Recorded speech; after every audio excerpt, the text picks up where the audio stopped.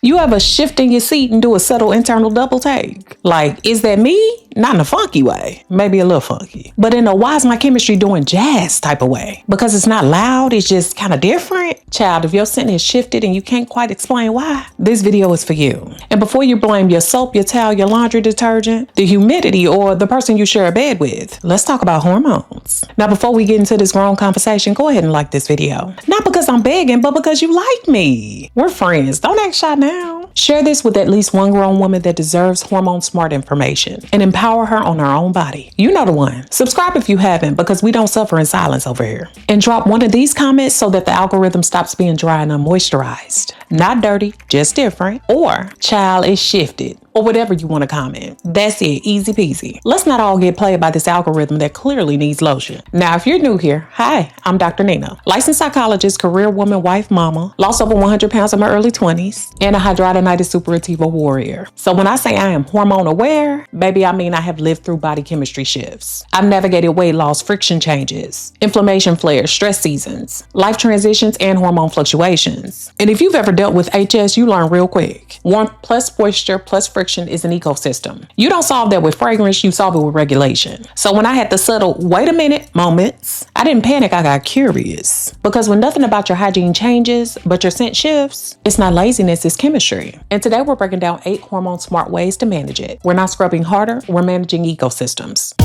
Dr. Nina, the girl next door, beautiful brown baby doll. Quick science setup. When estrogen shifts, pH shifts. When cortisol rises, sweat chemistry shifts. When body composition changes, friction zones shift. When life gets stressful, your nervous system shifts. Not bad hygiene, not moral failure, not you didn't wash good enough, and not shame on you. But let's get into that first zone. Weight changes actually shift friction zones. Let's start here because this one humbles people. If your scent changed after weight gain, weight loss, postpartum, or even new workouts, it may not be your wash, it may be geometry. Where skin touches, skin changes. Inner thighs, growing creases, and under butt folds. We don't talk about those enough. Yes, ma'am. We grown. More contact equals more warmth. More warmth equals more moisture retention. More moisture equals bacteria thriving. And if you've lost weight, your skin redistributes. And if you gain weight, friction zones expand. If you started lifting, walking, or hot girl treadmilling, heat production increases. Sometimes it's not you, it's physics. But let's talk solutions, because we're not leaving this theoretical. So here's what I do, my friction hacks. My drying upgrade, which is free and immediate. After you shower, pat dry. Then pause. Give yourself 30 to 60 seconds of airflow. If you sweat easily, use your little small handheld fan or stand under a ceiling fan, like you cooling a pie. And those small handheld fans, anywhere from $5 to $15. Clean but damp is not done. That extra minute prevents later regret. Now my friction barrier, which is drugstore friendly. If inner thighs are growing folds or rubbing, get the anti-chafing sticks, those runner ones, which are cheap and effective. Or a small amount of Vaseline or petroleum jelly. Or because I got plenty of it around the house, with zinc oxide or diaper rash cream. And that's been pretty good for me in high friction zones. I like the A&D ointment, it's really good. Yes, diaper cream. Zinc reduces moisture irritation. We ain't too cute for solutions over here. Now for that sweat reset or that midday smart girl move, if you work out or sit for long hours, change out of those damn clothes within 30 minutes or as fast as you can. Keep a small soft cloth in your bag. Blot and do not scrub your skin. Re-dry before relayering anything. Even your deodorant. You don't need perfume, you need moisture interruption. Now also a fabric strategy is needed. Now on your high sweat days, skip the full synthetic leggings all day. Choose your breathable underwear. And sleep without the undies sometimes. Air is free. Use it. And if you've ever dealt with HS or irritation prone skin like me, you already know. Warmth plus moisture plus friction equals flare territory. So you don't wait for irritation. You prevent the environment. That's grown. Newsflash, the things that you're taking or doing might be changing your chemistry. Now this is where a lot of women gaslight themselves because nothing about your hygiene changed, but something about your life did. Birth control, stopping birth control, hormone replacement therapy, antidepressants, antibiotics, GLP-1s, new supplements, and high protein diet shifts. And let's not forget, when you and your person schedule cardio that doesn't require sneakers, you pick up what I'm putting down. All of that can shift your vaginal pH, discharge patterns, sweat composition, and your bacterial balance. And here's what a lot of people don't realize. Antibiotics wipe out protective bacteria. Hormone therapy shifts estrogen levels, which can shift the pH. Certain medications can increase sweating, and high protein intake, it can change nitrogen waste and your body odor patterns. And after them grown folk activities, semen temporarily temporarily raises vaginal pH, which means you can wake up the next day and think, now wait a minute, that doesn't mean something is wrong. It means chemistry happened, child. So what to do? Your chemistry shift edition. If you start antibiotics, don't wait until something feels off. Start supporting that gut immediately. Hydrate more, reduce sugar temporarily, and support bacterial balance intentionally. Prevention is greater than panic. If you started or stopped birth control or HRT, hormone replacement therapy, it's important to give your body about 4 to 8 weeks before you start declaring an emergency. Your hormones are recalibrating,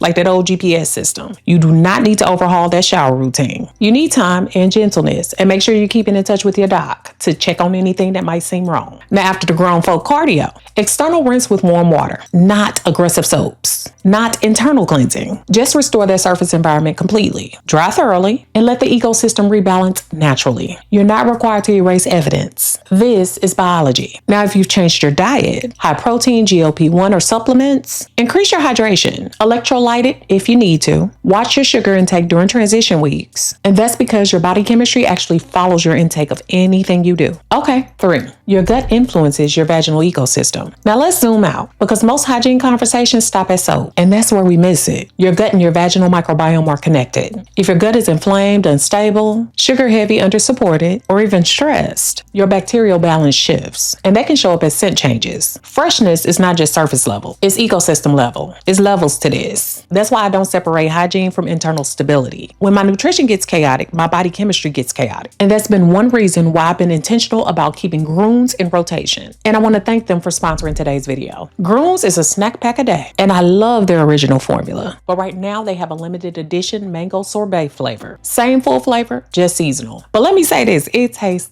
delicious. This is not a hold your breath and chew real fast situation. It's fruity, slightly tangy, not overly sweet, and it genuinely feels like my little secret daily treat. And that matters, because you look forward to bringing it into your daily consumption. Because if something feels like punishment, you will not be consistent. At least I won't. But what's inside really counts. 20 plus vitamins and minerals, prebiotic, methylated nutrients for better absorption, and ingredients supporting gut health, energy, and also recovery. When my gut is stable, my inflammation is lower. My stress response is then steadier. And my scent is more consistent. Not because it's magic, because biology. And yes, I do look forward to it. My little, okay, we're doing something responsible today moment. Now, if you want to try it, you can get up to 52% off on Grooms. I have it linked for you down below in the description box. Okay, y'all, 4, you may be creating a microclimate. Let me explain something people don't say out loud. Sometimes the issue is not your body. It's the environment you've created around it. When hormones shift, your body runs warmer. Perimenopause, baseline temperature creeps up. Stress, sweat variability increases. Postpartum, fluid shift. New workouts, baby, more heat production. Now you add in tight leggings, shapewear, synthetic underwear, sitting for hours, and slightly damp skin after the shower. And what you've created is a microclimate. Congratulations. Warm, dark, moist, and low airflow. Bacteria love all of that. You don't need a stronger cleanser. Sometimes you just need ventilation. And we're not going to slow cook ourselves in athleisure. I don't care how cute it is. So what about that microclimate management? I got you. Finish drying, not just towel drying. Pat dry with a towel. Then pause 30 to 60 seconds of that airflow I mentioned. You want to change into breathable underwear. Avoid staying in those compression leggings all day. And change out of shapewear when you get home. I know we love the sucked in look,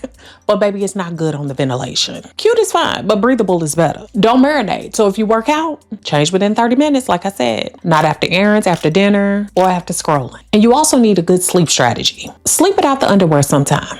I know I do it. Let the ecosystem recalibrate overnight. Air is free, but so is yeast infections, and we don't want them.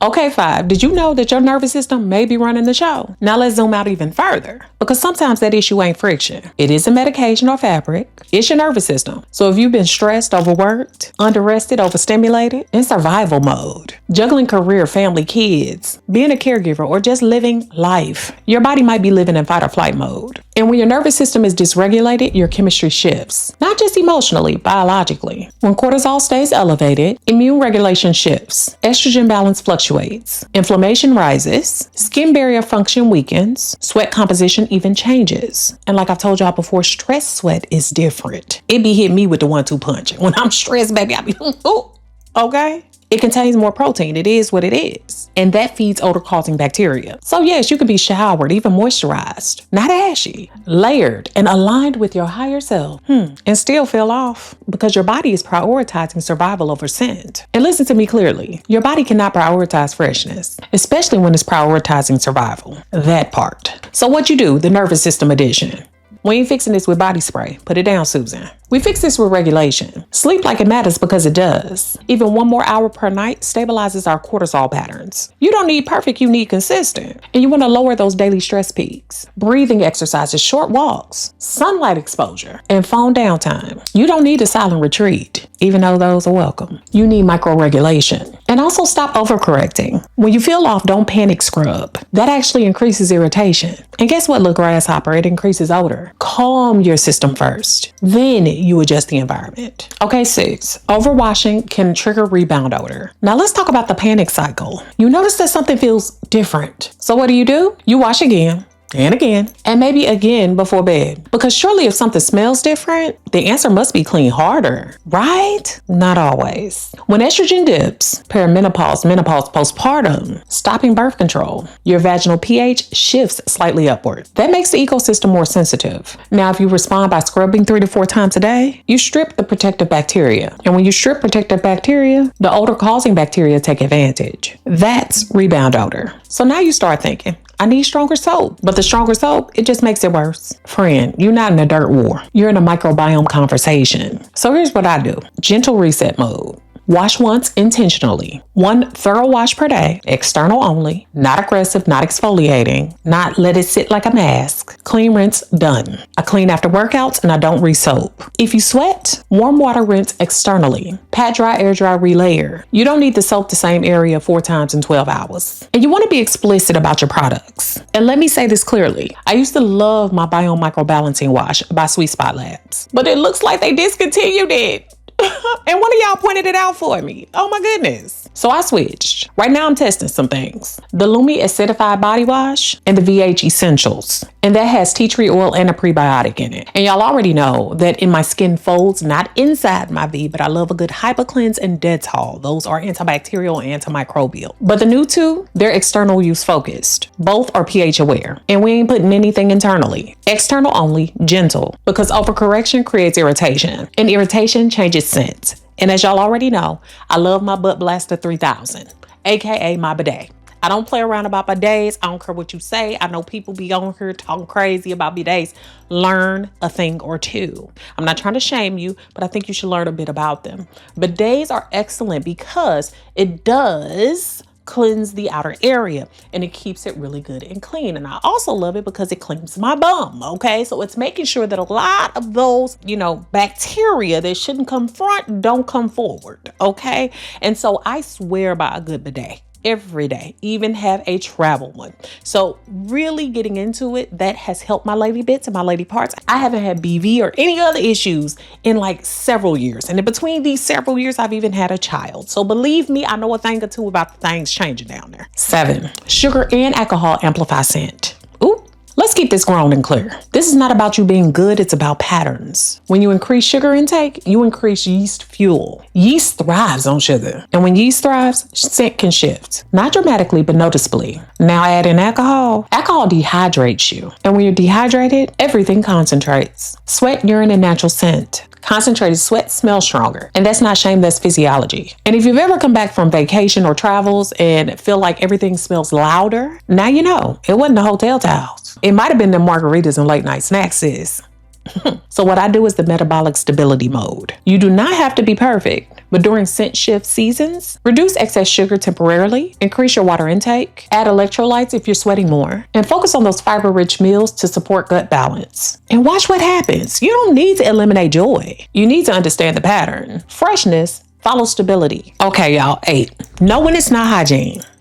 Okay, now let's end this responsibly, because not everything is a lifestyle tweak and not everything is hormones being quirky. Sometimes your body asks for support. Here's the difference. Normal scent shifts are mild, musky, subtle, fluctuating with cycle stress or diet. But if you notice a strong fishy odor, a sudden sour or metallic shift, Itching or burning, thick cottage cheese-like discharge, green-gray or frothy discharge, pain during urination or while you're doing the do, and persistent irritation that doesn't improve. That's not a hygiene problem. That's a medical conversation. Bacterial vaginosis, yeast infections, STIs, hormonal atrophy, postmenopause. And here's what I need you to hear. It's not shameful and it's not dirty. It's not moral failure. It is bacteria, or pH imbalance, or estrogen decline. All of those are treatable. You don't fix with fragrance, you don't fix with scrubbing, and you don't fix it by Googling at 2 a.m. and panicking. I see you, Tanya. You fix that with your provider, your medical provider. Full stop. So when to call your gynecologist or your doctor? If that sin is strong and persistent, comes with discomfort, doesn't improve after gentle care, or feels sudden and unfamiliar, friends, schedule the appointment, especially in peri and postmenopause. Low estrogen can thin tissue and alter pH. Sometimes what you need is vaginal estrogen support, not another body wash. Okay, y'all, freshness isn't about fragrance. It's about stability. Hormone shifts, chemistry shifts, life shifts. But when you understand the system, you stop panicking and you start adjusting. If this helped you, go ahead and like the video. Send it to your group chat, the safe one, and comment below. Not dirty, just different. Or fresh, but regulated. All right, y'all, let's keep this conversation growing and going. I'll see you in the next one. Dr. Nina signing out. Peace.